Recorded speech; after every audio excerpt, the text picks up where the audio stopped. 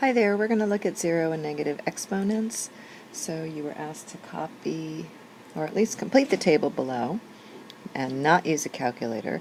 So recall for 2 to the fourth, we're looking at 2 to the fourth is, start with a 1 and multiply by 2 4 times. That should give you 16. You repeat for 2 to the third, and 2 squared, and 2 to the first.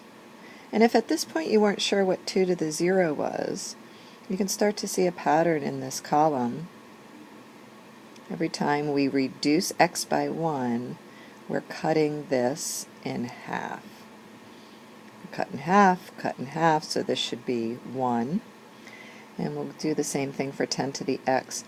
10 to the fourth is 4 factors of 10, which is 10,000.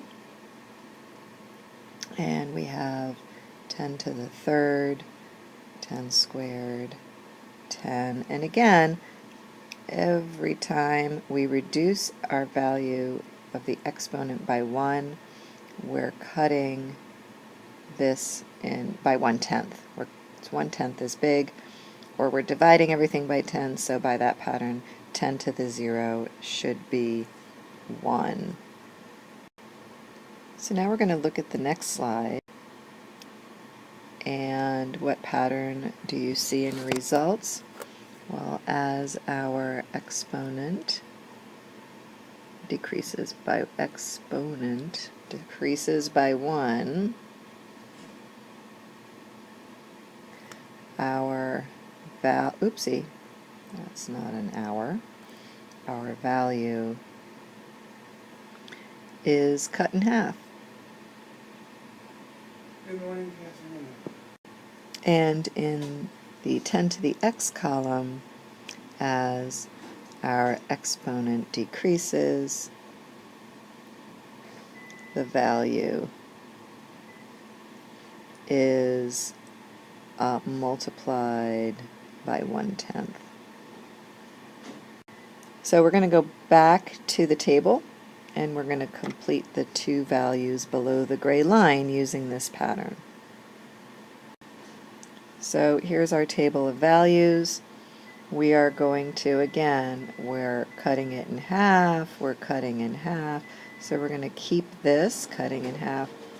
This should be 1/2, and if we cut that in half again down here, we're going to get 1/4. Here we were multiplying by 1/10, taking a tenth of our value, so this should be 1/10, and this should be 1/100th. So it's important at this point to look at the results. Right, so let's bring this out. We have 2 to the negative first is equivalent to 1/2, and 2 to the negative 2 is equivalent to 1/4, which is the same as 2 to the positive 2. And right here we have 10 to the negative 1 is equivalent to 1/10 to the positive 1. And 10 to the negative 2 is equivalent to 1/100, which is 1/10 to the positive 2. So let's go to that last example. So our last example, using any non-calculator method, see if you can determine the fractional equivalent to 5 to the 0 and 5 to the negative 2. So 5 to the 0 from our table we can determine is 1. And 5 to the negative 2, based on our pattern, is 1/5 squared, which is 1/25.